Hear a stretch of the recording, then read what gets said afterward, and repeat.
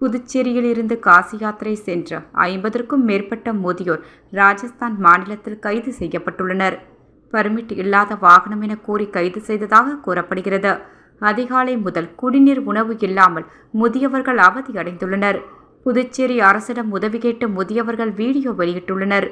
இதுகுறித்து தகவலறிந்த சட்டமன்ற எதிர்க்கட்சித் தலைவர் சிவா முதல்வர் ரங்கசாமி அவர்களை தொடர்பு கொண்டு ராஜஸ்தான் போக்குவரத்து துறை அதிகாரிகளை பிடித்து வைத்துள்ள புதுச்சேரி பக்தர்களை உடனடியாக மீட்க வேண்டும் என்று வலியுறுத்தி கேட்டுக்கொண்டார்.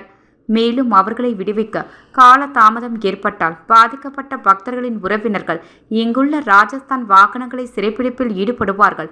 இதன் மூலம் சட்ட ஒழுங்கு பிரச்சினை ஏற்படும் சூழல் உருவாகும். ஆகவே விரைவாக ராஜஸ்தான் அரசிடம் பேசி அவர்களை மீட்க நடவடிக்கை எடுக்க வேண்டுமென்று கேட்டுக்கொண்டார்.